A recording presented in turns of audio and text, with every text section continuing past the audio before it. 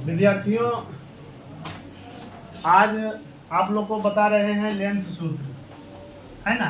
इससे पीछे आप लोग को बताए थे दर्पण सूत्र, उसे तो आप लोग समझ गए हैं। आज आप लोग को लेंस सूत्र समझना है। और लेंस सूत्र क्या होता है, सबसे पहले ये याद हो जाना चाहिए। 1/v - 1/u बराबर 1/f। इसको हम लोग सत्यापित करते हैं, सिर्फ हिंट करेंगे। आप लोग को सत्यापित करना है, केवल हम हिंट करेंगे कैसे सत्यापित इसको करना है।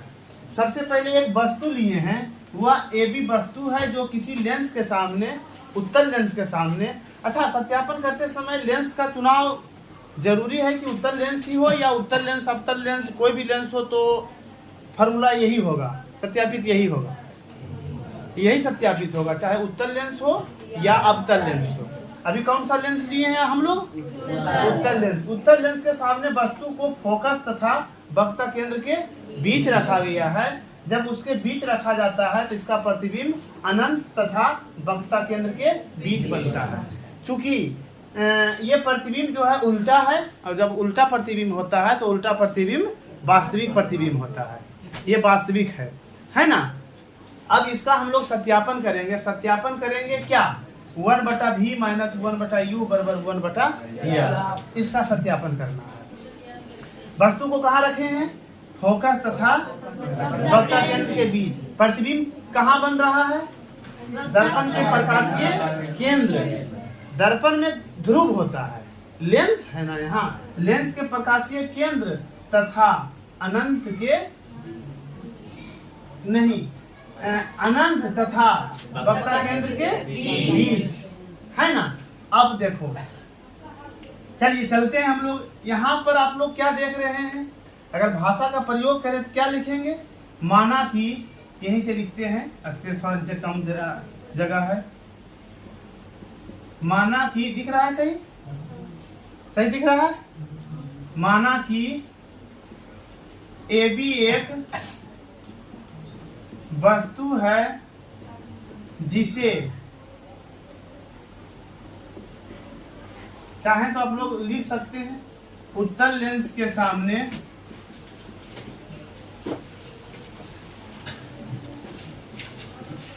उसके फोकस तथा वक्रता केंद्र के बीच रखा गया है ना। चित्र में देखिए, अब समझिए, बाद में लिखिएगा।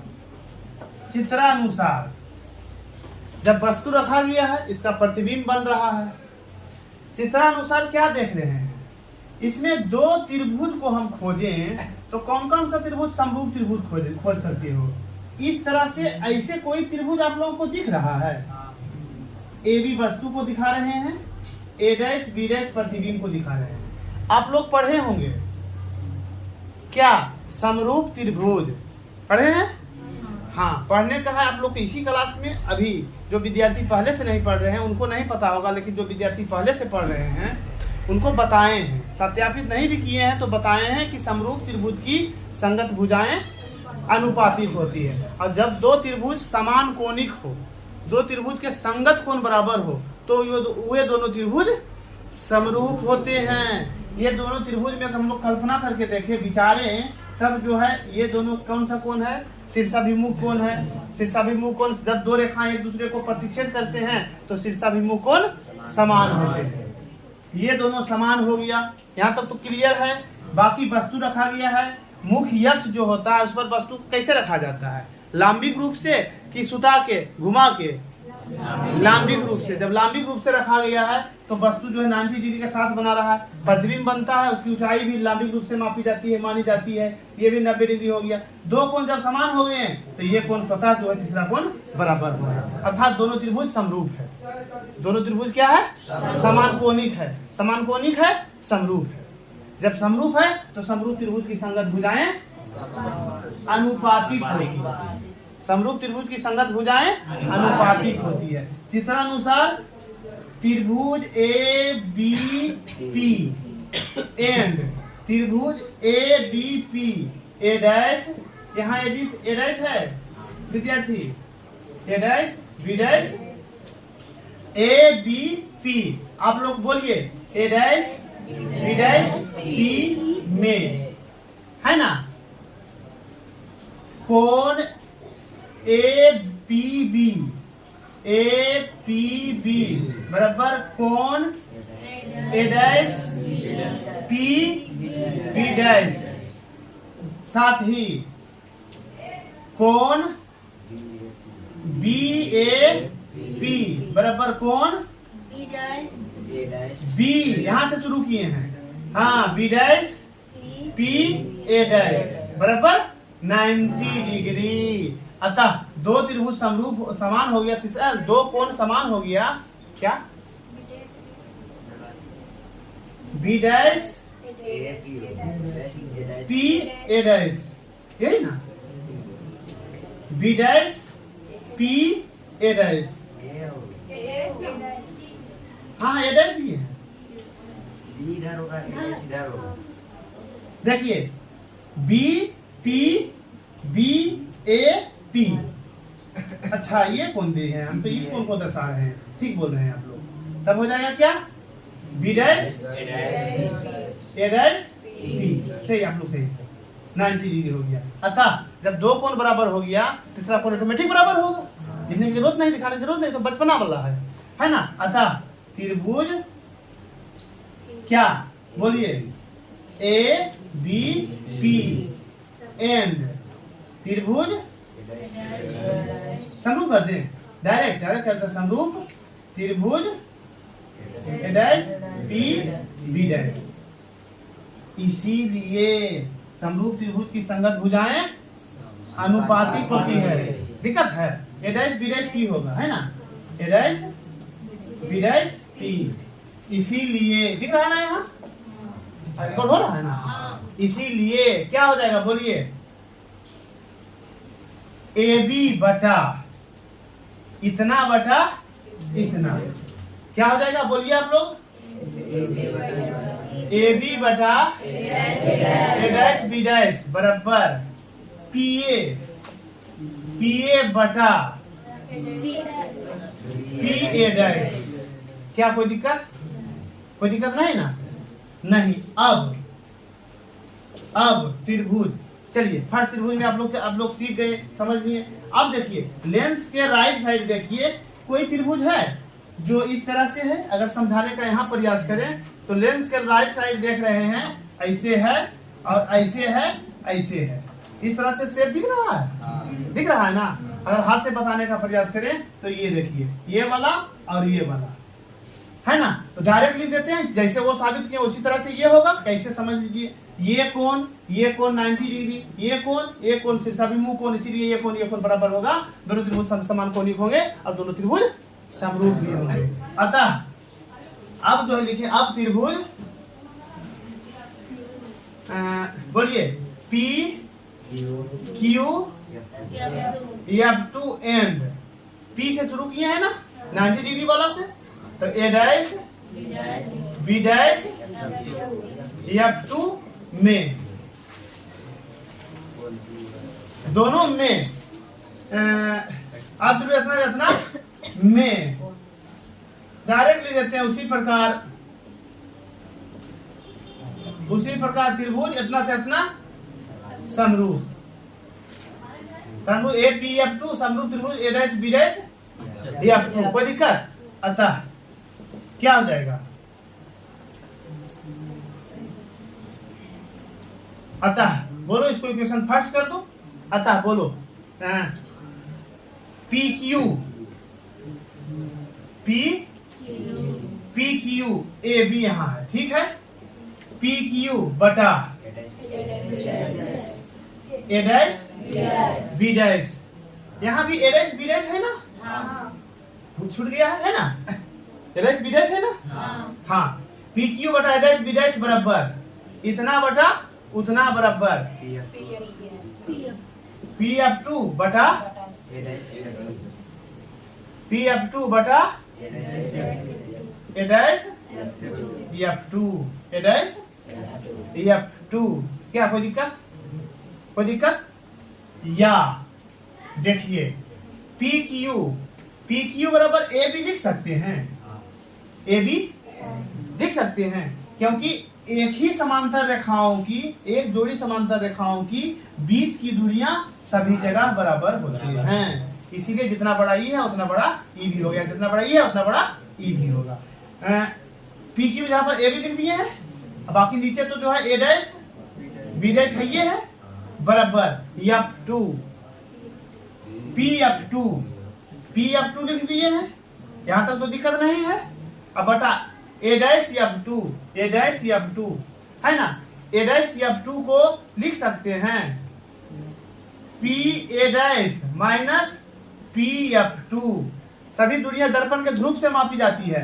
यहाँ तक की दूरी को हम लोग जो है पूरा दूरी लेके अपना घटा दिए हैं, यहाँ तक की दूरी निकल गया है, निकला है ना, समझ में आया ना। हमको यहाँ तक की दूरी लिखना था, लेकिन सभी दूरियां दर्पण के ध्रुव से मापी जाती है, लेंस के प्रकाशीय केंद्र से नापे जाते हैं। चिन्ह परिपाटी का नियम कहता है अभी बीचे से है, तो बीचे से यहाँ से नापने का मतलब हुआ PA डैश माइनस PF2। क्या कोई दिक्कत? ये समझ गए हैं? अब जो है इक्वेशन फर्स्ट कर दो, अब सेकेंड, अब इक्वेशन फर्स्ट एंड सेकेंड से क्या हो जाएगा बोलिए आप लोग। ये लेफ्ट साइड देखिए दोनों का समान हो रहा है, जब लेफ्ट साइड समान है तो राइट साइड भी समान होंगे। इक्वेशन से क्या हो जाएगा PA बटा PA डैश बराबर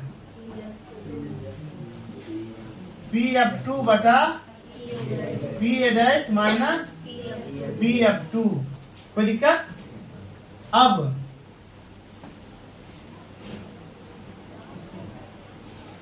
चिन्ह परिपाटी कर प्रत्येक का चिन्ह परिपाटी का प्रयोग कर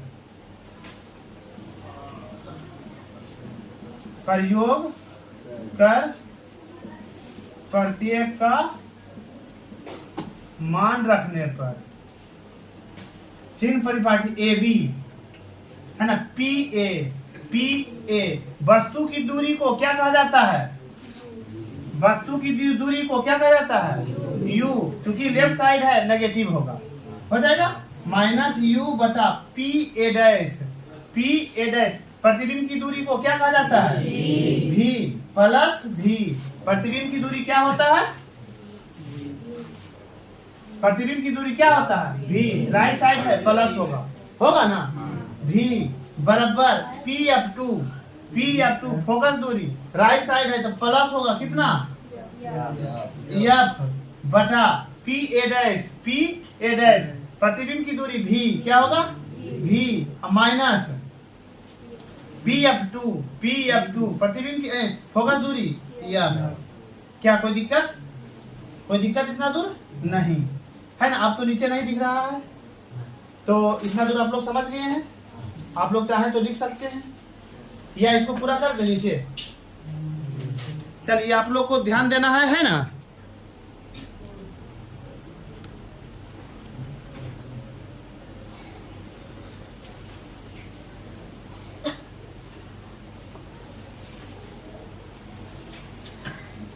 समझिए यहाँ पर कोना को गुना करते हैं, क्या हो जाएगा? Minus UV minus plus UF बराबर VF हो गया ना। अब UVF से भाग देने पर UVF से भाग करने पर क्या हो जाएगा? माइनस UV बटा UVF प्लस UVF बराबर VF बटा UVF।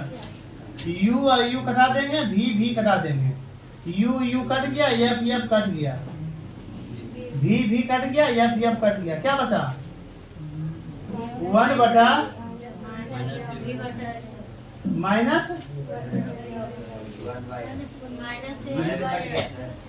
चलो इसको इधर कर देते हैं, इसको इधर कर देते हैं। है ना, एक नेगेटिव में आ रहा है, कहीं चीज में गलत हो गया है। ठीक तो है, माइनस में रहना है ना, ठीक तो है। तो क्या हो गया, -1 बटा या प्लस 1 बटा v बराबर 1 बटा u, है ना। 1 बटा u हमको लाना क्या, 1 बटा v माइनस 1 बटा u, इसको इधर कर दीजिए, इसको उधर कर दीजिए, या 1 बटा v माइनस 1 बटा u बराबर 1 बटा या प्रूव्ड हो गया। नहीं साबित करना था, हो गया ना प्रूव्ड, कोई दिक्कत। ये तो आसान है, लेंस से आसान है या दर्पण से आसान हुआ या कठिन, एक ही से दोनों है ना। फिगर सही से बनना चाहिए, अगर आप लोग फिगर सही से बना लेते हैं, फिगर बनाने के लिए समझ जाते हैं, यानी प्रतिबिंब कहाँ बनेगा कैसे बनेगा इसको समझ जाते हैं, तो निश्चित रूप से ये आसान है। अगर थोड़ा सा चर्चा करें, थोड़ा सा बताएं, फिर से अगर समझाने का प्रयास करें, तो लेंस के सामने या दर्पण के सामने कहीं पर सामने रखी किसी वस्तु का प्रतिबिंब बनाना हो तो मुख्य रूप से दो किरणों का प्रयोग किया जाता है। एक वे किरण जो मुख्य अक्ष के समांतर चलते हैं, एक वे किरण जो 4-5 किरणों को बताए हैं उनमें से जो आवश्यक है। यहाँ पर जो किरणों का प्रयोग किए हैं वो मुख्य अक्ष के समांतर चलने वाली किरण बताए हैं, है ना, और दूसरा बताए हैं जो प्रकाशीय केंद्र से होकर जा रहा है। तो इस तरह से जो है आप लोगों का ये बन गया है, आप लोग इसको उतार सकते हैं। उतारिए आप लोग, क्या चलिए ठीक है, कोई बात नहीं, हम नहीं दिख रहे हैं ना।